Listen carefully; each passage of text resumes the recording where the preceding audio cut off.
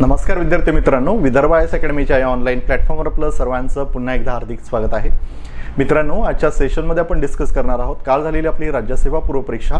या परीक्षेमध्ये CCRT पेपरमध्ये मॅथ्सवर विचारल्या गेलेल्या प्रश्नांचं डिटेल ॲनालिसिस आजच्या सेशनमध्ये आपण बघणार आहोत.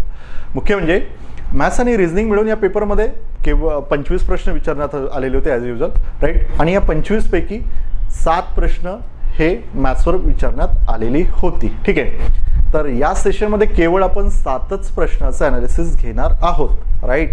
रिमेनिंग प्रश्न जे आहेत ते रिझनिंगचे आहेत आणि रिझनिंगचं ॲनालिसिस मॅडम देतात. सो मॅडमने ते ॲनालिसिस दिलेलं आहे. ठीक आहे, चला मग आपण आपल्या या सेशनला सुरुवात करूया. महत्त्वाचं म्हणजे याच्यामध्ये 1-2 प्रश्न मला डाऊटफुल वाटत आहेत. ते कुठले प्रश्न आहेत ते सुद्धा मी तुम्हाला इथे सांगतो आहे. ठीक आहे, चला. 10 विद्यार्थी परीक्षा अनुत्तीर्ण झाले हा निष्कर्ष नेहमी सत्य ठरवणारी 2 तथ्ये ओळखा, राईट. 2 स्टेटमेंट आहेत, त्याच्या आधारावर 10 विद्यार्थी अनुत्तीर्ण झालेले आहेत. हे स्टेटमेंट आपल्याला हे करायचं आहे, फॉलो करायचं आहे किंवा त्याला खरं ठरवायचं आहे, राईट. लॉजिकली फॉलो करायचं आहे त्या स्टेटमेंटला.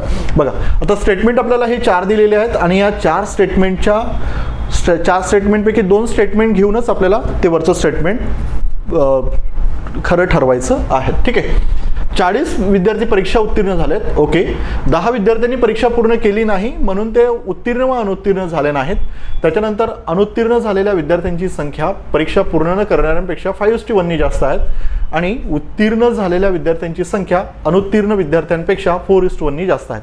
बघा, आता जेव्हा अशा पद्धतीचा प्रश्न येतो त्या केसमध्ये तुम्हाला पर्याय थ्रू जाणं जास्त सोयीचं राहते. ठीक आहे, कारण आपल्याला पर्यायामध्ये काय दिलेलं असते, आन्सर दिलेलं असते आणि बेटर वे आपल्याला आन्सरच याच्यामधून फाइंड आउट करायचं आहे. जेव्हा अशा पद्धतीचा प्रश्न येतो त्या केसमध्ये तुम्हाला पर्यायाच्या आधारच घ्यावं लागेल हा प्रश्न सोडवताना. ठीक आहे, चला बघूया. आता पर्याय क्रमांक 1 आहेत ए आणि बी. ए आणि बी मिळून हा वरचं जे स्टेटमेंट आहे ते खरं ठरवता येतं का, राईट. 40 विद्यार्थी परीक्षा उत्तीर्ण झाले. आता ए स्टेटमेंट बनतं 40 पास झालेले आहेत आणि बी स्टेटमेंट म्हणतात 10 विद्यार्थ्यांनी परीक्षा पूर्ण केली नाही म्हणून ते उत्तीर्ण व अनुत्तीर्ण झाले नाहीत, राईट. याच्या अकॉर्डिंग ए आणि बीच्या अकॉर्डिंग आपल्याला पहिलं स्टेटमेंट आपलं जे प्रश्न आहे तो बरोबर सोडवता येतो का, नाही. ठीक आहे, याच्यामध्ये डेटा इनएड्युकेटेड वाटते. सो त्याच्यामुळे आपल्याला हा प्रश्न पहिलं स्टेटमेंट इथे पहिला ऑप्शन इथेच एलिमिनेट झालेला आहे. त्याच्यानंतर सेकंड ऑप्शन बघा. 10 विद्यार्थ्यांनी बी आणि सी आहेत. 10 विद्यार्थ्यांनी परीक्षा पूर्ण केली नाही म्हणून ते उत्तीर्ण व अनुत्तीर्ण झाले नाहीत. उत्तीर्ण झालेल्या विद्यार्थ्यांची संख्या परीक्षा पूर्ण न करणाऱ्यांपेक्षा 5:1 जास्त आहे. ठीक आहे, आता इथे बघा, इथे काय म्हटलेलं आहे, इथे आपल्याला एक गोष्ट अशी दिसून येत आहे, उत्तीर्ण झालेल्या विद्यार्थ्यांची संख्या परीक्षा पूर्ण न करणाऱ्यांपेक्षा 5:1 जास्त आहेत असं बी म्हणतो आहेत. आणि 10 विद्यार्थ्यांनी परीक्षा पूर्ण केली नाहीत. ठीक आहे, 10 विद्यार्थ्यांनी परीक्षा पूर्ण केली नाहीत म्हणून ते उत्तीर्ण व अनुत्तीर्ण झाले नाहीत. आणि इथे काय म्हटलेलं आहे, अनुत्तीर्ण झालेल्या विद्यार्थ्यांची संख्या परीक्षा पूर्ण न करण्यापेक्षा. ठीक आहे, आता परीक्षा पूर्ण न करणारे किती आहेत, हा जो रेशो दिलेला आहे 5:1चा रेशो दिलेला आहे, राईट. परीक्षा पूर्ण न करणारे किती आहेत, 1 युनिट आहेत. आणि बी मध्ये काय दिलेलं आहे, 10 विद्यार्थ्यांनी परीक्षा पूर्ण केलेली नाही आहेत म्हणजे या 1 युनिटची व्हॅल्यू किती आहेत, 10 आहेत. सो मल्टिप्लाइड बाय एका युनिटला एकाला कितीने मल्टिप्लाय केल्यानंतर राहील 10ने, राईट. याला सुद्धा आपण 10ने मल्टिप्लाय करणार आणि हा किती मिळणार, 50. बरोबर आहेत. आता अनुत्तीर्ण झालेल्या विद्यार्थ्यांची संख्या, हे काय आहेत, फेल झालेले आणि हे काय आहेत, इनकम्प्लिटेड असलेले. आणि आपल्याला इथे दिसून येत आहेत, राईट. इथे काय दिसून येतं, 10 विद्यार्थी परीक्षा अनुत्तीर्ण झालेले आहेत. हे स्टेटमेंट अकॉर्डिंग टू या बी आणि सीच्या माध्यमातून आपल्याला खरं ठरवता येतं का, नाही. त्याच्यामुळे बी आणि सी हे सुद्धा इथे एलिमिनेट झालेले आहेत, राईट. ठीक आहे, सेकंड पर्याय सुद्धा इथे एलिमिनेट झालेले आहेत. आता बघा ए आणि डी, इथे ए आणि डी आपल्याला इथे बघावं लागेल. तर ए आणि डी मध्ये काय म्हटलेलं आहे, 40 विद्यार्थी उत्तीर्ण झालेत म्हणजे जे पास झालेले कॅन्डिडेट आहेत ते किती आहेत, 40 आहेत. आणि डी काय म्हणतात, उत्तीर्ण झालेल्या विद्यार्थ्यांची संख्या अनुत्तीर्ण विद्यार्थ्यांपेक्षा 4:1 जास्त आहेत. म्हणजे आता इथे ना थोडंसं फ्रेम करताना हे केलेलं आहे, हेच जर तुम्ही इंग्लिशमधून जर वाचलं तर तुमच्या लगेच लक्षात येऊन जाईल, राईट. पास कॅन्डिडेट आहेत आणि फेल कॅन्डिडेट आहेत. यांचा जो रेशो दिलेला आहे तो 4:1 अशा पद्धतीचा दिलेला आहे. एक्झॅक्टली 5 कॅन्डिडेटची व्हॅल्यू आपल्याला दिलेली आहेत ए स्टेटमेंटमध्ये. किती आहे? 40. सो या 4 युनिटची व्हॅल्यू किती दिलेली आहे? 40. म्हणजे 4ला कितीने मल्टिप्लाय केल्यानंतर 40 येईल? 10ने. एक्झॅक्टली 10ने मल्टिप्लाय करू आपण जेव्हा 4ला, तेव्हा 40 मिळणार. रेशोच्या एका पोर्शनला जर 10ने मल्टिप्लाय करत असेल तर दुसऱ्याही भागाला आपल्याला 10ने मल्टिप्लाय करावं लागेल, कारण रेशिओची प्रॉपर्टी काय ठेवायची असते किंवा एक्झॅक्ट व्हॅल्यूमध्ये आपल्याला एक्झॅक्ट नंबर आपल्याला फाइंड आउट करायचा आहे. राईट, ठीक आहे. म्हणून याला 10ने मल्टिप्लाय करणार. 10ने मल्टिप्लाय केल्यानंतर आपल्याला इथं दिसून येत आहेत फेल कॅन्डिडेट किती आहेत? 10 आहेत. आणि आपल्याला प्रश्न विचारलेला आहे 10 विद्यार्थी परीक्षा अनुत्तीर्ण झाले, फेल झालेले आहेत. राईट, हा निष्कर्ष सत्य ठरवणारे 2 तथ्य ओळखा आणि तो पर्याय आपल्याला सॅटिस्फाईड करतो आहे.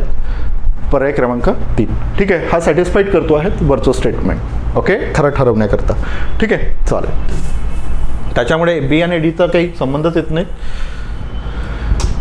नेक्स्ट प्रश्न बघा. मीना, जीवा, फारू यांनी काही रक्कम वाटून घेतली. मीनाला 5/8 मिळालेली आहेत, म्हणजे 8 भागापैकी त्या रकमेचे 8 भाग केलेले आहेत.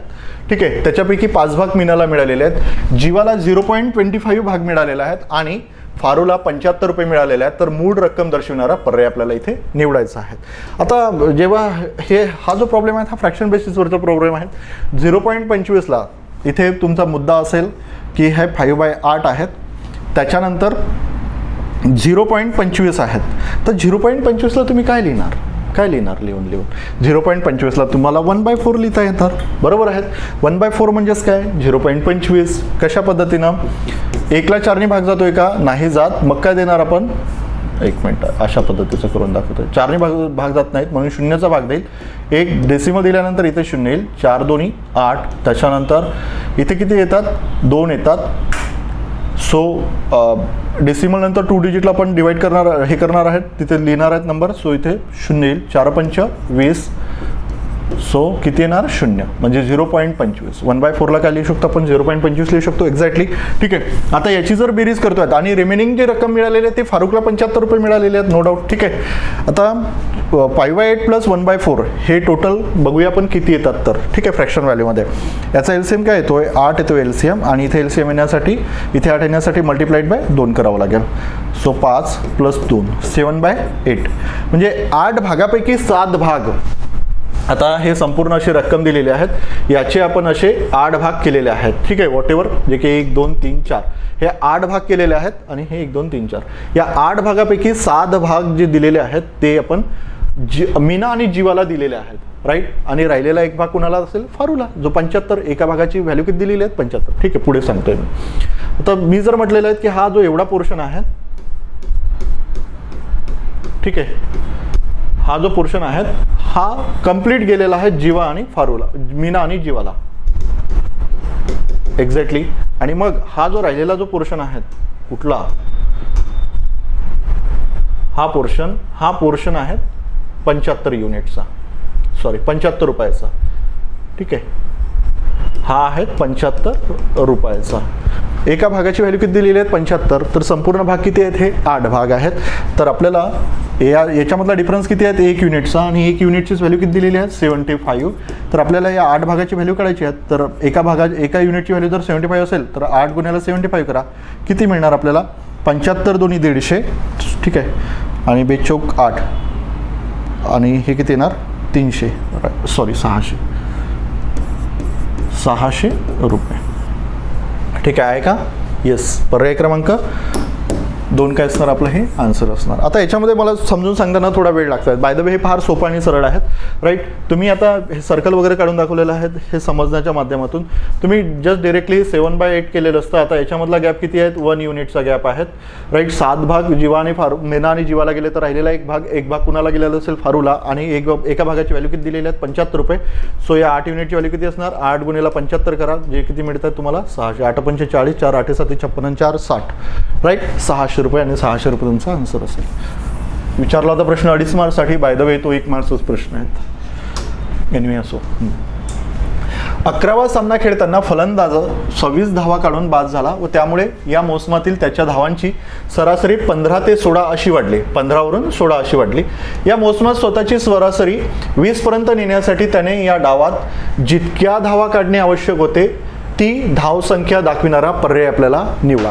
राईट. आता आधी त्यांनी धावा किती काढलेल्या होत्या? आधीच्या याच्यामध्ये 11व्या सामन्यात त्यांना 26 धावा काढलेल्या आहेत, राईट. जो 11वी इनिंग झालेली आहेत त्याच्यामध्ये 26 धावा काढलेल्या आहेत. त्याच्या आधी त्यानं 10 इनिंग कंप्लीट केलेल्या आहेत. एक्झॅक्टली या 10 इनिंगची जी सरासरी आहेत ती किती दिलेली आहेत? 15 दिलेली आहेत.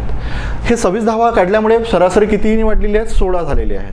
बरोबर आहेत, ठीक आहे, नो डाऊट. आता 10 इनिंगची सरासरी किती झालेली आहेत? आपल्याला 15 झालेली आहेत. सो एकूण आता इथे जर बघायचं असेल तर average equal to sum of run, ठीक आहे, sum of run in all inning divided by total innings. ठीक आहे, अकॉर्डिंग टू या प्रश्नानुसार आपण चालतो आहेत. आता एकूण इनिंगमधील धावांची संख्या, ठीक आहे, एकूण इनिंगमधील एकूण धावांची संख्या भागाकारामध्ये एकूण इनिंग बरोबर सरासरी. एक्झॅक्टली, ठीक आहे, समजण्यासाठी ते लिहून घेतलेलं.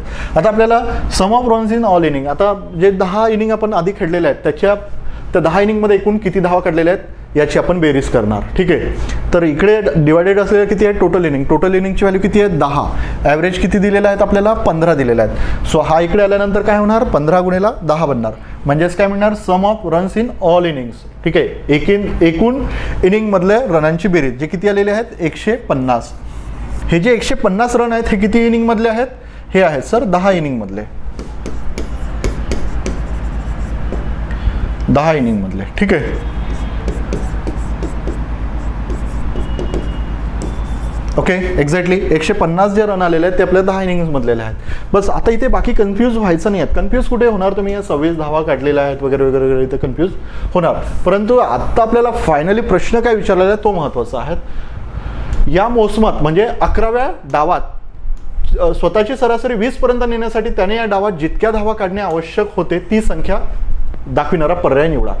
आता 11 इनिंगची सरासरी किती वाढवायची आपल्याला? 20 पर्यंत न्यायची आहेत. सो 11 गुणिले 20 म्हणजे टोटल धावा किती गरजेचं आहेत? तर 11 दोन्ही 22 या किती येतात? 220, राईट. 11 इनिंगची टोटल 11 इनिंगमध्ये जेवढ्या की आतापर्यंत 1 पासून ते 11 इनिंगपर्यंत जेवढे काही रन काढले ते किती काढलेले आहेत आपण आता? 220. हे 220 रन बनवण्यासाठी त्याला 11व्या इनिंगमध्ये किती रन काढणं गरजेचे आहेत? 10 इनिंगमध्ये किती काढलेत? 150. 11 इनिंगमध्ये किती काढलेत? 220 एकूण 11 इनिंगमध्ये. सो याच्यामधला डिफरन्स कितीचा आहे? 70. म्हणजे हे 70 रन त्याला 11व्या मॅचमध्ये काढणं गरजेचे होते, 11व्या इनिंगमध्ये काढणं गरजेचे होते, जे की त्याने काढले किती? 26. त्याच्यामध्ये त्याचा ॲव्हरेज किती झालेला आहे? 16 झालेला आहे. ओके, आपल्याला काय विचारलेलं आहे? तर ॲव्हरेज 20 करण्यासाठी त्याला 11व्या इनिंगमध्ये किती रन काढणं गरजेचे आहेत? जे दिसून येत आहेत आपल्याला 70. पर्याय क्रमांक 4. बघा, पर्याय क्रमांक 3 क्लिक करणार का? नाही. आपल्याला 11व्या या मोसमात म्हटलं ना, select the number of runs that he should have scored in this inning to raise his average to 20 in this season. ठीक आहे, 11th इनिंगमधला आपल्याला रन फाइंड आउट करायला सांगितलेले आहेत, जे किती आहेत? 70. ठीक आहे, चालेल. नेक्स्ट प्रश्न जाऊया. नेक्स्ट प्रश्न बघा. 1 किलोमीटरच्या शर्यतीत आयशाने दयावर 50 मीटरनी किंवा 10 सेकंदांनी मात केली. शर्यत पूर्ण करायला आयशाने घेतलेला वेळ दाखविणारा पर्याय निवडा. फार सोपा आणि सरळ आहे. ठीक आहे, म्हणजे आयशाचा जो स्पीड आहे ती 50 मीटर 10 सेकंदात क्रॉस करते. That's it, nothing else. याच्यामध्ये दुसरं काय आहे? Right, exactly. तर आपल्याला काय म्हटलेलं आहे? तर शर्यत पूर्ण करायला आयशाने घेतलेला वेळ दाखविणारा पर्याय निवडा. म्हणजे 50 मीटर जी आहेत, 50 मीटर आणि 10 सेकंद, 50 मीटर किंवा 10 सेकंद अशा पद्धतीचा टाइम दिलेला आहे. म्हणजे आयशाचा जो वेग दिसून येतोय 10 सेकंदात ती 50 मीटर कंप्लीट करते आहे. ठीक आहे, म्हणजे 50 मीटर जर ती 10 सेकंदात कंप्लीट करत असेल आणि आपल्याला काय म्हटलेलं आहे? 1 किलोमीटरची शर्यत पूर्ण करायला किती वेळ लागला असेल आयशाला? That's mean sir, so 1000 meter. 1 kilometer म्हणजे किती? 1000 मीटर. किती वेळ लागला sir? Cross multiplication. So here 1000 into 10 divided by 50. 10 पाची 50 आणि 5 दोन्ही 10. सो हिअर 200 सेकंद. किती? 200 सेकंद लागलेले असणार तिला क्रॉस करायला. पर्याय क्रमांक 3 काय असणार? आपलं आन्सर असणार. हा सोपा आणि सरळ आहे. ठीक आहे, चालेल. मॅथ्स सोपं होतं कम्पॅरेटिव्हली. रिझनिंग फार अवघड होतं. रिझनिंग हे लॉजिकल बेसवरचं मॅक्सिमम प्रश्न होते आणि जे वर्बल नॉन वर्बल जे काही रिझनिंग नॉन वर्बलची जे काही रिझनिंग होतं ते पण थोडंसं अवघड वाटलं आहेत मला एकंदरीत. ठीक आहे, हां बघा, दास कुटुंब सदस्य, नवरा बायको 2 मुले. ठीक आहे, तर याच्यामध्ये कोण आहेत? एक नवरा आहेत, ओके, बायको आहेत आणि 2 मुले आहेत.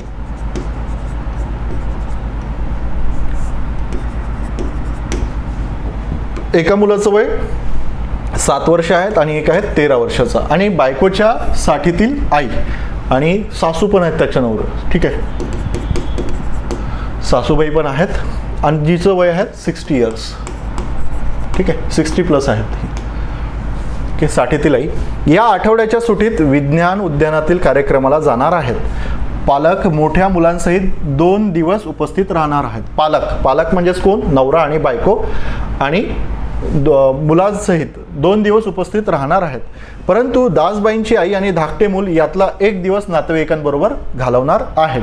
ठीक आहे, पालक याच्यामध्ये सासू पण आलेली आहेत. एक्झॅक्टली 1 दिवस नातेवाईकांबरोबर घालवणार आहेत. खालील तिकिटांचे दर दिलेले आहेत. सर्वात स्वस्त तिकिटे खरेदी केल्यास दास कुटुंबाने खर्च केलेली रक्कम निवडायची आहेत आणि हा आपल्याला डेटा इथे दिलेला आहे. 1 दिवसासाठी एवढी रक्कम, 2 दिवसासाठी एवढी रक्कम. राईट, आता याच्यामध्ये सवलत पण दिलेली आहेत. 12 खालील किंवा 55 वरील हा जो स्टार दिलेला आहे हा 12 वर्षाखालील व्यक्तींसाठी आणि 55 वर्षावरील व्यक्तींसाठीची सवलत दिलेली आहे. म्हणजेच एकंदरीत एक लक्षात येते आहेत की एक मुलगा 7 वर्षाचा आहे त्याच्यासाठी ही सवलत लागू पडणार आणि एक जी सासूबाई आहेत ती 60 वर्षामधली आहेत तर तिच्यासाठी ही सवलत लागू पडणार. एक्झॅक्टली. ठीक आहे, आता याच्यामध्ये सगळेजण उद्यानाला गेलेले आहेत, विज्ञान पार्कला गेलेले आहेत, विज्ञान उद्यानातील कार्यक्रमाला. ओके, ठीक आहे. आता नवरा बायको आणि एक मूल जे 13 वर्षाचं आहेत. ठीक आहे, जे 13 वर्षाचं आहेत हे 2 दिवस बघणार आहेत, 2 दिवस त्या पार्कला व्हिजिट करणार आहेत आणि एक मूल जो 7 इयर्सचा आहे, 7 वर्षाचा आणि दुसरा सासूबाई, हे 1 दिवसच त्या पार्कला व्हिजिट देणार आहेत कारण 1 दिवस ते रिलेटिव्ह सोबत राहत आहेत. आता नवरा बायको आणि मूल हे तर ॲडल्ट मेंबर झालेले आहेत. सो यांच्यासाठी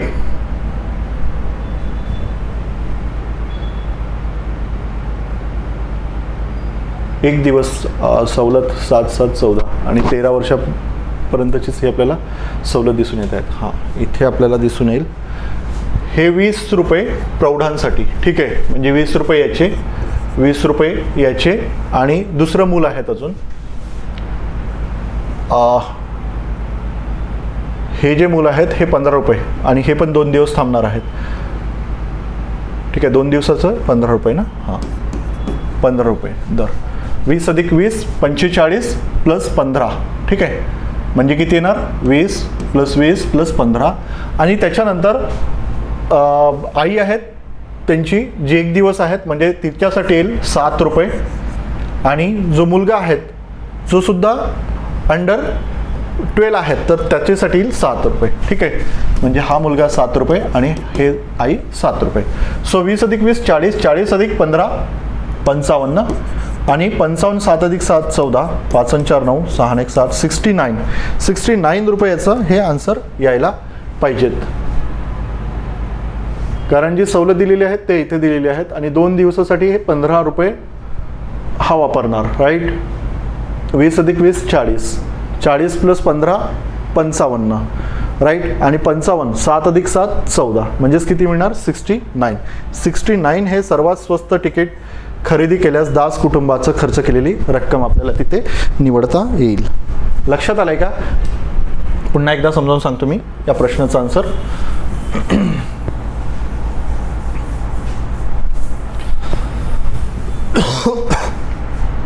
इथे काय म्हटलेले आहेत बघा, 1 दिवस आणि 2 दिवसाचा आपल्याला डेटा दिलेला आहे. 1 दिवस जर गेले तर प्रौढांना 12 रुपये, मुलांना 9 रुपये, सवलत 7 रुपये आहेत. राईट, एका दिवसासाठी. इकडे प्रौढांना 20 रुपये 2 दिवसाचे, मुलांना 15 रुपये 2 दिवसाचे आणि सवलत 14 रुपये, राईट. आता 12 खालील आणि किंवा 55 वरील, 12 खालील जर असेल तर त्याला सवलत लागू आहेत आणि 55 वरील जर असेल तर त्याला हे 55 वरील असेल तर त्याला ही सवलत लागू आहे. हे एका दिवसासाठी दर, हे 2 दिवसासाठीचे दर.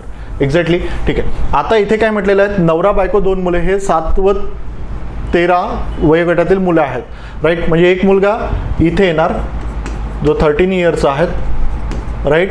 आणि जो एक मुलगा आहे तो या रेंजमध्ये येणार जो 7 इयर्सचा आहे, कारण हा 12 वर्षाखालील आहेत, राईट. ठीक आहे. बायकोची साठीतील आई, बायकोची साठीतील आई, एक नवरा, बायको आणि ही आपली आई आहेत, राईट. या आठवड्याच्या सुट्टीत विधान कार्यक्रम, पालक मोठ्या मुलांसहित दोन्ही दिवस उपस्थित राहणार आहेत. आता पालक मोठ्या मुलांसहित दोन्ही दिवस उपस्थित राहणार आहेत, म्हणजे हे किती झालेले आहे, 2 दिवसाची रक्कम किती दिलेली आहेत, 20 रुपये. सो 20, हे 20 आणि मुलगा एक, मुलासाठी किती दिलेले आहेत, 15 रुपये. सो हे 15, एक्झॅक्टली, ठीक आहे. त्याच्यानंतर म्हटलेलं आहे, परंतु दासबाईंची आई आणि धाकटे मूल यातला एक दिवस नातेवाईकांबरोबर घालवणार आहेत, राईट. एक दिवस नातेवाईकांबरोबर घालवणार आहेत. एक दिवस जर नातेवाईकांबरोबर जर घालवला तर राहिला किती, एकच दिवस ते व्हिजिट करणार. म्हणजे जी आई आहेत ती किती आहेत, तिच्यासाठी येणार 7 रुपये. आणि जो मुलगा आहे जो अंडर 7, जो 7 वर्षाचा आहे म्हणजे अंडर 12 इयर्सचा आहेत, राईट. आणि त्या मुलगाचा दर किती येणार, 7 रुपये. आता याची जर बेरीज करतो आहेत, 20 अधिक 20 40, 40 15 55, 55 अधिक 14 69. So 69 would be the answer this question. ठीक आहे, 69 या प्रश्नाचा आन्सर असू शकते. मॅक्सिमम लोकांनी 74 हे सांगितलेलं आहेत, परंतु माझ्या अकॉर्डिंग याचं आन्सर हे 69 रुपये आलेलं आहेत. कारण मुलाला आपल्याला ॲडल्ट कन्सिडर करता येणार नाहीत, हे प्रौढांसाठी आहेत, परंतु मुलांसाठी वेगळे दर दिलेले आहेत. एक्झॅक्टली. चालेल, चला नेक्स्ट क्वेश्चनला जाऊया. हा बघा, हा प्रश्न चुकीचा आहे. ठीक आहे, या प्रश्न चुकीचे असण्यामागचं कारण सुद्धा मी तुम्हाला सांगतो आहे. बघा, 20 प्रश्नांची प्रश्नपत्रिका तयार केलेली आहेत. प्रत्येक प्रश्नाला 2 अंतर्गत पर्याय आहेत. दिलेल्या सर्व प्रश्नांतील 1 किंवा अधिक प्रश्नांना उत्तर देण्याची विद्यार्थ्याला शक्य असणाऱ्या मार्गांची संख्या निवडा. दिलेल्या सर्व प्रश्नातील 1 किंवा अधिक प्रश्नांना उत्तरे देण्याची. ठीक आहे, तर इथे पण एक हे दडलेलं आहे, विद्यार्थ्याला शक्य असणाऱ्या पर्यायांची मार्गांची संख्या निवडा. आता इथे आपल्याला जे दिलेलं आहेत ऑप्शन किती दिलेले आहेत, इथे ऑप्शन दिलेले आहेत फक्त 2, राईट. इथे या ऑप्शन 2 दिल्यामुळेच हा प्रश्न इथे कॅन्सल झालेला आहे. तुम्हाला पहिल्या कीमध्ये आन्सर याचं एक ऑप्शन क्रमांक 1 देईल, परंतु ते पर्याय चुकीचा, क्वेश्चन चुकीचा इथे ठरलेला आहे, राईट. चुकीच्या ठरण्यामागचं कारण काय, कारण पर्याय इथे 2 दिलेले आहेत. 3 जर पर्याय दिलेले असते तर हे ऑप्शन याला लागू झालेले असते, अदरवाईज नाही. पर्याय इथे 2 दिलेले आहेत, त्याच्यामुळे हे सरळ लक्षात येते. 3 पॉवर 20, 2 पॉवर 20, 2 पॉवर 18 आणि 3 पॉवर 17. ज्या केसमध्ये जेव्हा असं दिले राहतात, म्हणजे त्या केसमध्ये आपल्याला म्हणू शकतो 17 प्रश्न आता इथे दिलेले आहेत. 20 प्रश्न, 20 प्रश्नाला बरोबर एका प्रश्नाला प्रत्येकी किती पर्याय असणार, 3 चॉईस असणार, राईट. ए, बी आणि सी हे 3 चॉईस आहेत. एकूण किती प्रश्न आहेत, हा एक प्रश्न, 2 3 4 5, परमिटेशन कॉम्बिनेशन बेसिसवरचा हा प्रश्न आहे. असे 6 7 असे अप टू 20. मग 20 जर प्रश्न असेल तर पर्याय किती आहेत, 3 दिलेले आहेत. सो 3चा पॉवर 20. आता इथे किती पाहिजे होता, इथे पाहिजे होता 2 ऑप्शन आहेत, ए आणि बी, आणि असं 20 प्रश्नाला आहेत, म्हणजे पर्याय किती आहेत, 2. एकूण प्रश्न किती आहेत, 20, 2⁻20 असं पाहिजे होतं. बाय द वे इथे दिले काय आहेत, 3 पॉवर 20, 3 पॉवर 20, 3 पॉवर 18 आणि 3 पॉवर 17. आता आपल्याकडे ऑप्शन 2 आहेत, त्याच्यामुळे टोटल चॉईस किती आहेत आपल्याकडे, टोटल चॉईस आहेत 2. एक तर एक ऑप्शन असा आहे की जे आपण निवडणार आहेत. ठीक आहे, एक ऑप्शन सिलेक्ट करणार आहेत, एक्झॅक्टली एक ऑप्शन सिलेक्ट करणार आहेत. आणि अनदर ऑप्शन काय असणार आहे, दुसरा पर्याय काय असणार आहे, दुसरा पर्याय आपण लिव्ह करणार आहे, त्याला सोडवणार, स्किप करणार आहेत किंवा लिव्ह करणार आहेत. 2 पैकी एकच निवडणार ना. एक पर्याय काय करतोय आपण, लिव्ह करणार आहे. जो आपल्याला योग्य वाटतं तो चूज करतो आहे, जो अयोग्य वाटतं त्याला आपण सोडून देतो आहे. That's it. म्हणजे टोटल जे पर्याय किती झालेले आहेत, टोटल चॉईसेस किती झालेले आहेत आपल्याकडे, टोटल चॉईसेस झालेले आहेत 2. टोटल चॉईसेस किती झालेले आहेत, 2. आता इन केस जर 3 ऑप्शनचं जर बघतो म्हटलं तर 3 ऑप्शनमध्ये एक आपण आपलं हे सिलेक्ट करणार आहेत एक पर्याय आणि रिमेनिंग 2 पर्याय पण लिव्ह करणार आहेत, सोडून देणार आहेत. ठीक आहे, इथे चॉईस किती झालेले आहेत? 1 अधिक 2 3 चॉईस झालेले आहेत एक्झॅक्टली. ठीक आहे, त्या केसमुळेच याचा पॉवर किती येणार? 320. कधी कशाचा? जेव्हा 3 ऑप्शन असेल आणि 2 ऑप्शनसाठी 2चा पॉवर 20 आणि एक प्रश्न आपण सोडवणार नाहीत, सो प्रोबॅबिलिटी आहेत म्हणून 2चा पॉवर 20 - 1 हे आपलं आन्सर असायला पाहिजेत. परंतु पर्यायामध्ये आन्सर किती दिलेलं आहे? 3चा पॉवर 20 - 1. बाय द वे हा प्रश्न इथे चुकीचा आहे. ठीक आहे, प्रश्नातच घोड दिलेला आहे कारण प्रश्नाच्या अकॉर्डिंग ऑप्शन नाही आहेत. ऑप्शन जर हा असता तर पर्याय करेक्ट आलेला असता. ठीक आहे, सॉरी क्वेश्चन करेक्ट आलेला असता. इथे आपल्याला कुठे दिसून येईल? फर्स्ट आन्सर कीमध्ये तुम्हाला पहिल्या क्रमांकाचा आन्सर येईल, परंतु सेकंड आन्सर कीमध्ये ते प्रश्न कॅन्सल झालेला दिसून येतील. ठीक आहे, चालेल. सो अशा पद्धतीचा हा.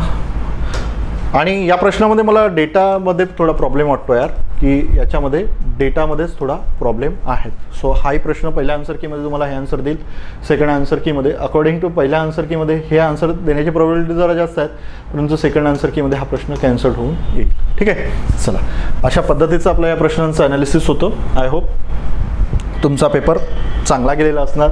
आणि महत्त्वाचं म्हणजे या पेपरमध्ये पॅसेजेस सोडवण्यासारखे होते, जे की खूप सोपे आणि सरळ होते. 66 किंवा 67 मार्क्स तुम्हाला घ्यायचे होते आणि 67 मार्क्स मिळवण्यासाठी काहीही कठीण नव्हता पेपर CSATचा. ठीक आहे, खूप सोपा आणि सरळ पेपर होता. सगळेच्या सगळे पुट्टे पास होणार आहेत, नो डाऊट. ठीक आहे, मग राहिलं काय तर GSचा पेपरचा 1. सो तिथे तुमचा अभ्यास जसा असेल त्या अनुषंगाने, किंवा अभ्यासा म्हणण्यापेक्षा तुम्ही प्रेझेन्स ऑफ माइंड त्या 2 तासामध्ये काय केलेलं आहे त्या अनुषंगाने तुमचा रिझल्ट तुम्हाला दिसून येतील. Okay, all the best.